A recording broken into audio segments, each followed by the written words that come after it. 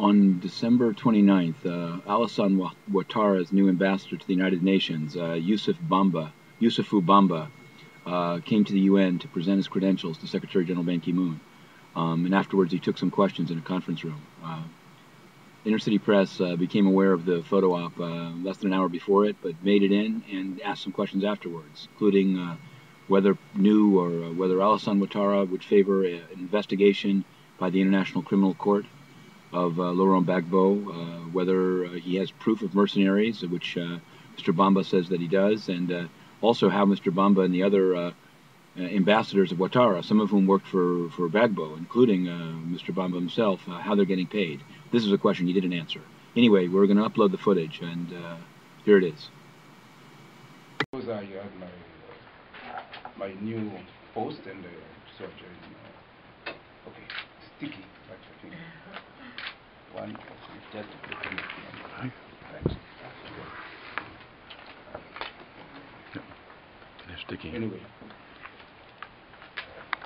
Yes, thank you, Ambassador. I'll start with one question. The three leaders came to Abidjan to visit Mr. President Gbagbo, and one of the suggestions was made, or one of the things they're discussing that Minister Odinga brought up, was this idea of safe passage, indemnity for Gbagbo, get him out of the country with assured of his safety and so forth. What does the Ouattara government, do you think of that idea, and what can you tell us about the negotiations perhaps leading to that kind of a solution to this crisis? Thank you. I would like to say, as a matter of principle, this negotiation are very sensitive and has been conducted at highest level. I'm not involved at that stage, and we have to rely on the wisdom of those envoys who will make the necessary report, and we will follow the course of action. Well, in principle, does the Ouattara government agree with that idea, that could be a solution? I'm not in position to comment on that.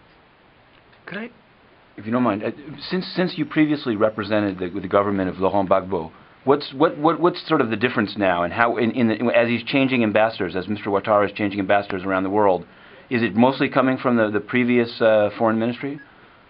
I would like to, again, as a matter of principle, I'm a career diplomat, so I'm in that job for 25 years, so before Mr. Gbagbo got into office. So I think you could understand Cote d'Ivoire is a modern country. You have a strong administration, please. So the politician pass through, and the administration remain strong and stronger. That's why I'm here. Well, do you support Mr. Ouattara? Fully. And you believe he is the duly elected president?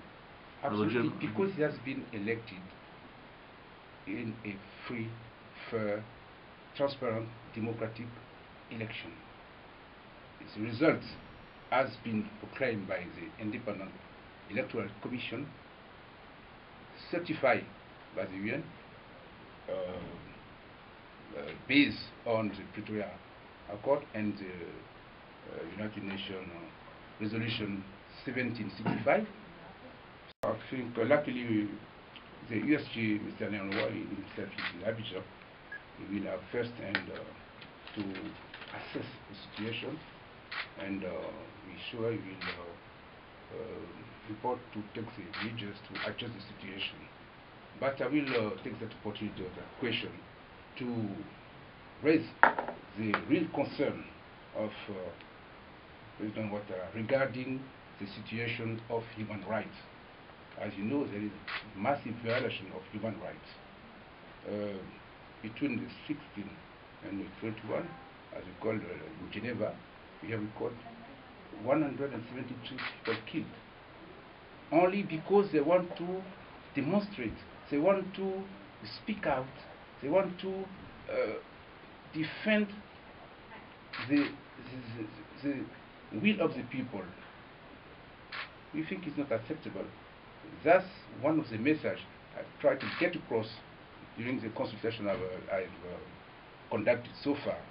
to tell we are on the brink of genocide. Something should be done. If you, for instance, the houses has been marked according your tribe, what will be next? So I think the situation is very serious, and I put that message across through all the meeting I had, even right now with the Secretary General. I made that strong again. So we want the U.S. to, in the United Nations, do something, and through the United Nations, the whole international community.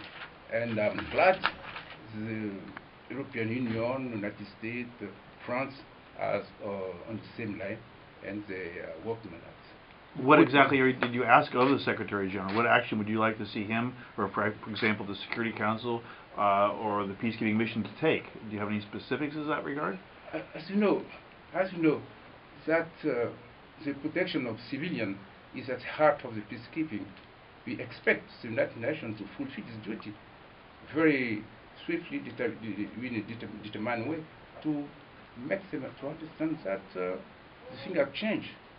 Today you cannot kill civilians and go unpunished.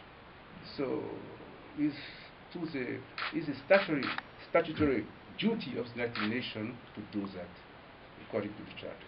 Do you believe that they haven't really done that sufficiently so far? I would not say that, but what I'm sure, people are dying, people are getting killed. It should be stopped. That's clear.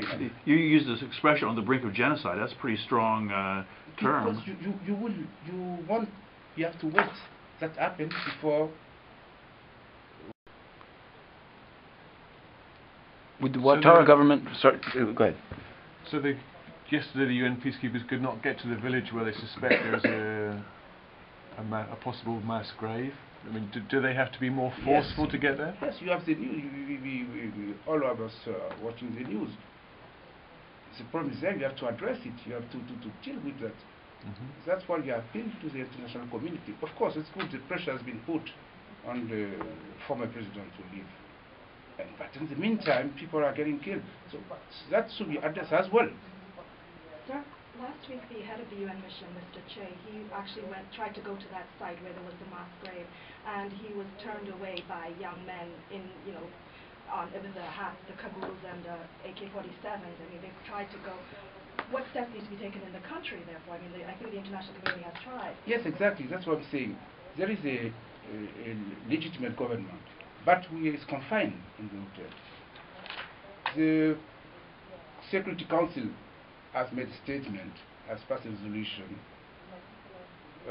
Supervision said the legitimate government should enter into its prerogatives, which means it should assume office. Is the duty of the United Nations and the international community to permit Mr. President Ouattara to assume effectively office and to put an end to all those violations occurring right now. What else can the peacekeepers do aside from using deadly force That's to the Security Council. So the matter is serious, so the Security Council, the member, has to be aware of the gravity of the situation to take appropriate measures to deal with the situation. That's what we expect. And as an envoy here, it's my role, my duty to press on that, to stress on that necessity. Would the Ouattara government support an investigation of Laurent Gbagbo by the International Criminal Court? Let's say, first thing first, for the time being, we have to, as I said, there is an emergency situation which is very, very dire, grave, and should be addressed. And the rest could be dealt with in due time. But for the time being, the president-elect should assume office, and the international community should help make that effective, and the situation could no longer last that way. They said that the government radio and TV was off air outside of Abidjan. Is the Ouattara forces, do you think, behind this taking off of the UN has referred to it as hate radio that targeted people? What can you say about that? I have no comment about that because I don't know. Have you been meeting with envoys of the various Security Council members?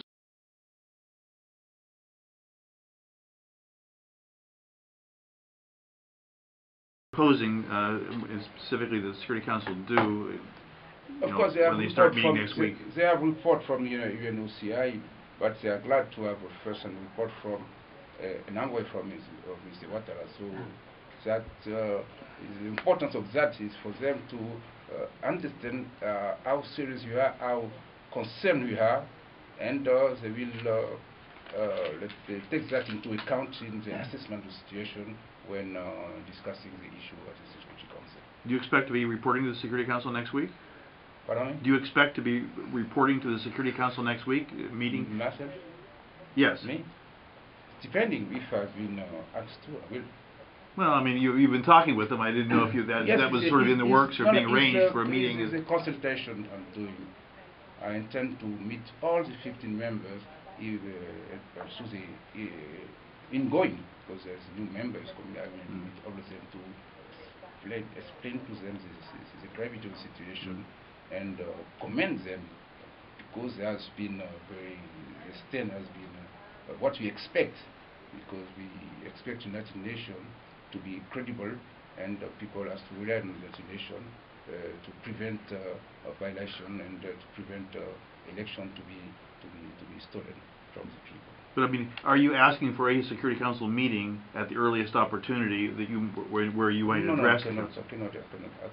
There is a process going on, and Ouattara could intervene to give some insight to thank them for the good job they've done.